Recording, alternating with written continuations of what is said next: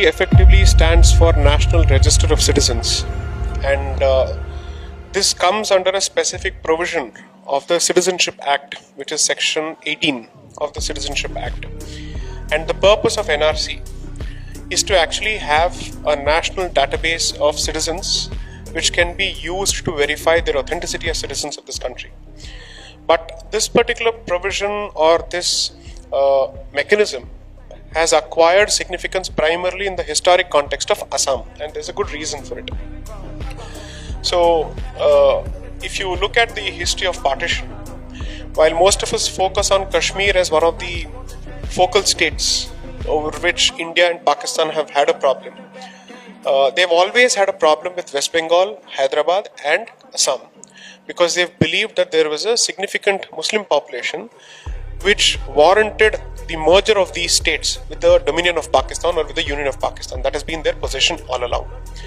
So if you look at the autobiography of Jinnah, or if you look at the writings of even Sheikh Mujibur Rahman, who is otherwise seen as a pro-India leader, he has always taken the position that Assam is an unfinished agenda of Pakistan or Bangladesh and must therefore at some stage become part of East Pakistan or Greater Bangladesh. That has been their position all along.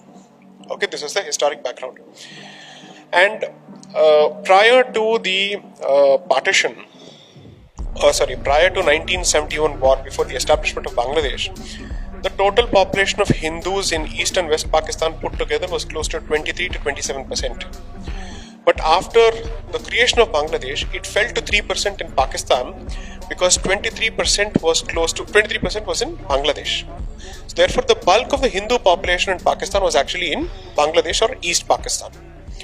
Now, this figure continued to drop. So the figure of 27% in 1947 came down to less than 2% less than 10% in 1991, largely because of religious persecution. Okay, so while Bangladesh may have split from Pakistan, May I interrupt? Yes, please. When you're saying that the population declined due to persecution, were they eliminated or were they converted? How did this happen? So three things happened: elimination, conversion, and immigration. Okay, all three things happened. So while people assume that Bangladesh is a friend of India, they forget that Bangladesh is effectively erstwhile East Pakistan, and therefore they subscribe to the notion of the two-nation theory. That is the thing that they put their belief in, so to speak. Therefore,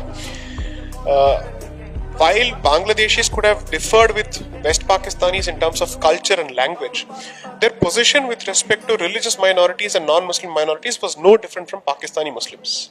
That has been their position.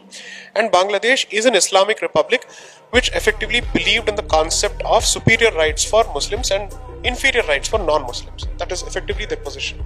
They may not say it, but effectively that's how they've treated their people. And whatever the constitution may say, at the end of the day, the proof of the pudding is in the eating. If you see a drastic fall in their numbers of non-Muslims in that particular state, then something is going wrong. Okay. So this has happened from 1950s onwards, when as a consequence of persecution, a lot of Bengali Hindus were jumping over to the Indian side in West Bengal, Tripura and Assam. Okay. But apart from that, what was happening was, there is a historic context for immigration of Bengali Muslims into Assam, West Bengal and Tripura, because they wanted the lower part of Assam to be part of Bangladesh because it's an extremely resource-rich region. It has coal, petrol, minerals and forests, a lot of wood. And Bangladesh has always been among the most densely populated countries in the world, and I suspect it's among the top 3 densely populated countries in the world. Therefore, they have a population which can't be contained in the geography that they have. Therefore, they have to adopt a policy known as the free living space policy or the Lebensraum policy, which Hitler had earlier adopted, which is to provide for the population. They decided to expand to different areas, grow in numbers, and then try and ask for merger of those areas with the home country. Okay, that's effectively the design at play.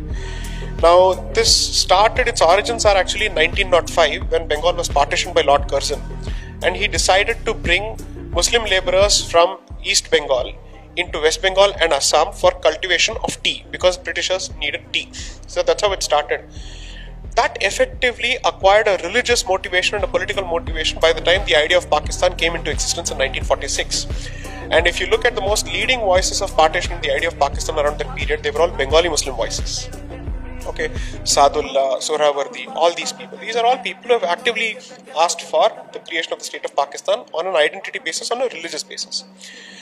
Now, this entire thing acquired a different hue when in 1971 this war was going on. Almost 10 million people jumped into India, and over a period of barely 13-14 months. And that is why India's intervention became necessary. And if you look at the maximum number of intellectuals and people raped and killed in Bangladesh by East Pakistanis, by West Pakistanis, they were all Hindu intellectuals. They never used the word Hindu, but they were Bengali Hindu intellectuals. The maximum amount of rapes happened with Bengali Hindu women of Bangladesh and erstwhile East Pakistan. So when all of this happened, Assam was under the threat of losing its cultural identity because of this influx of this population. Okay, so you have to understand. So two sets of people are coming, the Bengali Hindu and the Bengali Muslim. The Bengali Hindu is coming to avoid persecution. The Bengali Muslim is coming because he has a larger plan, which is that either it must become part of Bangladesh or they must occupy this area. And this is not something that I am saying. There are multiple reports for it. So in 1931, the Superintendent of Census, C.S. Mullen, came out with a report exactly explaining this, and this has been used by the Supreme Court in its judgments on this issue. Then there was a report of 1998 of the governor of Assam who said the very same thing. So therefore they decided to update the census of Assam and create a register. So the first census was undertaken in 1950 when Assam had a population of 80 lakh. So then they said that since the illegal migration population has gone up, we need a second NRC. That is why you're looking at this process. The way you've explained is, it is in the national interest to have an NRC, but then why is it that some vested interests or some political parties are creating a controversy over it? Right. Kindly elaborate. So I will use the words of the Supreme Court, which has clearly said that the Bengali Muslim migration has been facilitated by vote bank politics, and there are multiple pull factors from India and push factors from Bangladesh, okay, which have resulted in pampering these sections. Here's the funny part. The Assam student movement started in 1979 to prevent this illegal migration and to force the government to take a measure, to take a step against it. So they came out with a legislation. The government came out with a legislation called Illegal Migration Detection of Tribunals Act 1983. That act was meant to facilitate faster deportation of illegal migrants. The Supreme Court notes in its judgment of 2005 that the legislation did the exact opposite. Okay. How come? In the sense, under the Foreigners Act, which applies to deportation of illegal aliens or let's say migrants, the burden is on the person to show why he is a citizen and not a foreigner. Okay. Which is the standard way of going about it. Because it is for him to show why he must be kept in this country. Under the IMDT Act, they reversed it to say it is for the government to show why this particular person is an illegal migrant. So from 1983 to 1998, several thousand crores were spent on that particular process, out of which 9,599 people were identified as illegal migrants and only 1,454 were ultimately deported over a span of 15 years. Which is a very poor conversion rate. Exactly. This is what the Supreme Court realized and said, you need to strike down this particular legislation because it's unconstitutional and the central government has violated its obligations to the state of Assam under Article 355. Okay, so this is what happened. Now, the way you are explaining it, that means then why only in Assam? Why not in other states also? So if you look at the NRC rules, they come pursuant to the Citizenship Act and they came out with a rule under 2003, Citizenship Rules of 2003, under which NRC is carried out. The entire process for NRC is captured in the rules. Okay. And it clearly says that NRC is meant for the entire country and there is a separate schedule exclusively for the state of Assam. So they initially started off with Assam, but over a point of time, illegal migrants have spread across the country. In 98, when General S.K. Sinha sent his report to the President K.R. Narayanan, 8th of November 1998, he identified that the tentative number of illegal migrants in India was 10.83 million. Okay. Out of which 5 and 4 million are between West Bengal and Assam, and the rest of them are in different parts of the country. Okay, this was in 98. We are in 2019. If you go to Delhi, you will find any number of Bangladeshi illegal migrants. If you go to Noida, you will find them. If you go to Kadalur, which is a remote part in Tamil Nadu, you will find them. Then you will find them in Hyderabad. And there are specific trains जो कोची जाती हैं केरला में जहाँ पे भरे होते हैं लोग. So not only do we have Bangladeshi migrants, illegal migrants, you also have Rohingyas. So therefore there is a connection. What is the connection? Rohingyas are Bengali Muslims from Chittagong under the colonial records. So Chittagongians was converted to Rohingyas. Uska upbranch hai ye. It is effectively a corrupted form of the same word.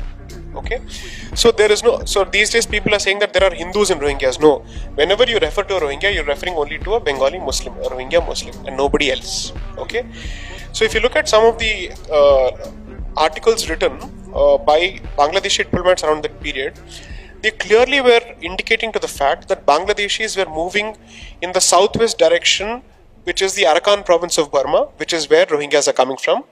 And they were moving to the northeast direction, which is where Assam is. Okay, so there was a movement in both directions, and they are all entering India. Okay, so this is effectively the problem. Therefore, NRC is needed across the country. Then that brings us to the next point. When you are saying that there are two kinds of immigrants which are coming over here, one is Hindus who are trying to protect themselves from persecution. Other are Muslims who are coming under a larger design of the land jihad or whatever you may call it. Now, NRC will have adverse consequences on both of these groups, or can you please explain that? So, let me just clarify. Assamese Muslims themselves have a problem with Bengali Muslims from Bangladesh entering Assam because they believe that their cultural identity is under threat.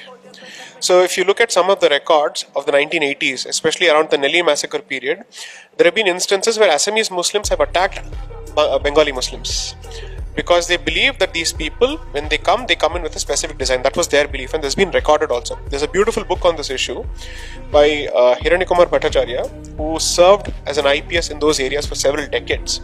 And his book is called Operation Lebensraum, and you should read it. It's a wonderful book on this particular point. Now, coming to the question that you asked, what is the current status of the outcome of NRC? After the final draft has been released, 19 lakh people have been found to be illegal migrants, so to speak, out of a population of around 3.02 crores or something. Okay, and out of which the maximum number of people are Bengali Hindus and not Bengali Muslims. Okay, and which is why the central government, when they took up this particular process in 2016, when they came to power in Assam, they immediately went to the Supreme Court to say the structure and design of the NRC is flawed and it is going to facilitate legalization of illegal migrants more than deportation. But the Supreme Court shot down that particular request, and uska natija aapke aankhon ke samne abhi hai, which is the maximum number of people who have been excluded from the list as a consequence of that are Bengali Hindus, the ones who are persecuted, and the ones who come here for economic reasons or for other reasons are the ones who have benefited, because at one stage the court realized that there were multiple rackets for forging of documents which happened. You have had time for close to 40 years to become legal citizens, with active role being played by state governments in legalizing them. People are aware that in the 70s the communist government in West Bengal was giving them ration cards, voter IDs, this and that. Again, that happened even in Assam. In Assam, when this IMDT Act was in challenge before the Supreme Court, the Congress government, the Assam Ganan Parishad government came up with the position that this act is unconstitutional, it affects the rights of our people, and they filed an affidavit because the state government has to file its position. When the power changed and Congress came into power in Assam, they said there is nothing wrong with that legislation at all. It's perfectly justified. It's perfectly constitutional. Therefore, as a consequence of politics and the time they've had, they've been legalized. Okay. Therefore, while in principle I believe that NRC as an activity must be undertaken across the country, the existing problems with the structure of NRC must be addressed before it is applied all over the country. Otherwise, we will end up legalizing more people than detecting illegal migrants. In fact, if you look at the history of Aadhaar, the Congress government wanted to introduce Aadhaar in the first place. I think in the 2009 to 2014 regime. The Parliamentary Standing Committee headed by Yashwant Sinha at that point said that Aadhaar could be used to legalize illegal migrants and it could create trouble for India. And during the process of Aadhaar issuance, multiple news reports showed that fake Aadhaar cards were being created for illegal migrants. At the end of the day, it doesn't create citizenship, and Aadhaar may not be accepted as a document for an NRC process. However, it clearly shows that if somebody wanted a forged or a fabricated document, it was not difficult to get at all. Therefore, before addressing that particular issue, you could not have proceeded with an NRC, and that's what the government was trying to do. Most importantly, Bangladesh, be it Begum Khalida Zia or Sheikh Hasina, regardless of their friendship towards India, have always said that there is not a single